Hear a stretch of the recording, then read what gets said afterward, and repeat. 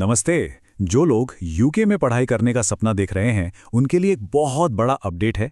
UK की visa process अब पूरी तरह से 100% डिजिटल हो गई है। तो अब कागज़ों और फाइलों को अलविदा कहने का टाइम आ गया है, क्योंकि अब सब कुछ ऑनलाइन होगा। चलिए इस नए ई वीज़ा सिस्टम को एकदम आसान भाषा में समझते हैं। याद है पहले कैसे एक बीआरपी कार्ड साथ लेके घूमना पड़ता था और उसके खोने या चोरी होने का डर तो हमेशा ही बना रहता था। लेकिन अब वो सब खत्म। इसकी जगह आ गया है एक सिक्योर डिजिटल ई वीज़ा जो सीधे पासपोर्ट से लिंक्ड है। इसका मतलब पहचान का सबूत हमेशा साथ और एकदम सेफ। इस पूरी प्रोसेस को समझने के लिए हमने इसे 6 आसान हिस्सों में बांट दिया है। हम वीज़ा के डिजिटल भविष्य को समझने से शुरू करेंगे, फिर देखेंगे कि एप्लीकेशन से पहले क्या तैयारी करनी है, ऑनलाइन अकाउंट कैसे बनाना है, फीस और हेल्थ से जुड़ी ज़रूरतें क्या हैं, यूके पहुंचकर ई वीज़ा का इस्तेमाल कैसे होगा, और आखिर में इस डिजिटल सफ़र की सबसे ज़रूरी बातें। तो पहला पड़ाव है वीज़ा के डिजिटल भविष्य को समझना, यानी कि ई वीज़ा और यूकेवीआई अकाउंट असल में है क्या। तो ऐसा समझिए, ई वीज़ा यूके में रहने का ऑफिशियल डिजिटल परमिट है और यूकेवीआई अकाउंट वो उस डिजिटल परमिट तक पहुंचने का एक पर्सनल गेटवे है। ये जो यूकेवीआई अकाउंट है, ये दरअसल एक डिजिटल पहचान है। ये सिर्फ एक अकाउंट नहीं बल्कि एक डिजिटल लॉकर की तरह है जिसमें ई वीज़ा सुरक्षित रहता है। जब भी नौकरी या घर के लिए अपनी कानूनी स्थिति साबित करने की जरूरत पड़ेगी तो यही अकाउंट काम आएगा। सीधे शब्दों में कहें तो ये यूके के लिए एक डिजिटल आईडी कार्ड है।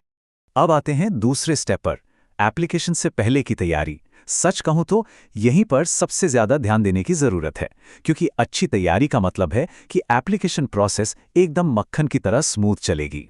तो देखिए, एक बायोमेट्रिक पासपोर्ट होना तो ज़रूरी है ही।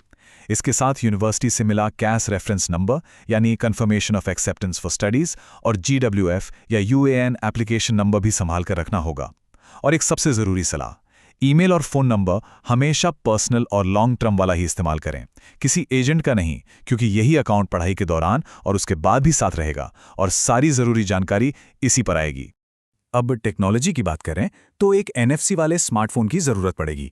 अब घबराने की कोई बात नहीं है। अगर किसी के एंड्रॉयड फ़ोन से कॉन्टैक्टलेस पेमेंट होती है या फिर iPhone 7 या उससे नया मॉडल है, तो समझिए काम हो गया। बस UK immigration ID check app को पहले से डाउनलोड करके रखना है। चलिए, अब आते हैं प्रोसेस के सबसे ज़रूरी डिजिटल पड़ाव पर, अपना यूकेवीआई अकाउंट बनाना और ऐप के ज़रिए अपनी पहचान को वेरीफाई करना। यहाँ एक बात पर खास ध्यान देना है, ये बहुत ज़रूरी है। नाम बिल्कुल वैसा ही लिखना है जैसा पासपोर्ट के निचले हिस्से में यानी मशीन रीडेबल जोन में लिखा है। एक भी अक्षर या स्पेस की गलती पूरे एप्लीकेशन को रोक सकती है। ये ID चेक ऐप इस्तेमाल करना बहुत ही आसान है। इसमें बस 5 स्टेप्स हैं। सबसे पहले एक कनेक्शन कोड डालकर ऐप को एप्लीकेशन से जोड़ना है। फिर पासपोर्ट के फोटो पेज की एक साफ तस्वीर लेनी है। इसके बाद फ़ोन को पासपोर्ट पर रखकर उसकी चिप को स्कैन करना है, अपना 3D फेशियल स्कैन पूरा करना है और बस सबमिट कर देना है। और हाँ, चिंता की कोई बात नहीं है। अगर किसी भी वजह से ऐप काम नहीं करता है तो VFS ग्लोबल सेंटर जाकर अपॉइंटमेंट बुक करने का ऑप्शन मिलेगा। वहां जाकर व्यक्तिगत रूप से बायोमेट्रिक्स दिए जा सकते हैं। अब बारी है चौथे कदम की, एप्लीकेशन को फाइनल टच देना। इसमें हम फीस और ज़रूरी हेल्थ रिक्वायरमेंट्स पर एक नज़र डालेंगे। तो सबसे पहले बात करते हैं एप्लीकेशन फीस की। यूके के बाहर से अप्लाई करने पर जो स्टैंडर्ड स्टूडेंट वीज़ा की फीस है वो है 524 पाउंड्स। तो बजट बनाते समय इस रकम को ज़रूर ध्यान में रखना है। इसके अलावा एक और ज़रूरी खर्चा है इमिग्रेशन हेल्थ सरचार्ज, जिसे IHS भी कहते हैं। ये 776 पाउंड सालाना है और इसे देना ज़रूरी है। इसी फीस से यूके की बेहतरीन नेशनल हेल्थ सर्विस यानी NHS की सारी सुविधाएं मिलती हैं, जो वहां रहने के दौरान सेहत का ख्याल रखेंगी। एक और कानूनी ज़रूरत है और वो है TB टेस्ट सर्टिफिकेट। ध्यान रहे, ये टेस्ट सिर्फ होम ऑफिस से मान्यता प्राप्त क्लिनिक से ही करवाना है और इसका सर्टिफिकेट सिर्फ 6 महीने के लिए ही वैलिड होता है। इसलिए एप्लीकेशन की प्लानिंग करते समय इसे सही वक्त पर करवाना ज़रूरी है। बहुत बढ़िया। मान लीजिए वीज़ा लग गया और यूके पहुंच भी गए, तो अब 5वें कदम में देखते हैं कि वहां अपने ई वीज़ा का इस्तेमाल कैसे करना है और अपनी जानकारी को अपडेट कैसे रखना है। तो वहां कोई अपनी कानूनी स्थिति कैसे साबित करेगा? इसका जवाब है शेयर कोड के जरिए।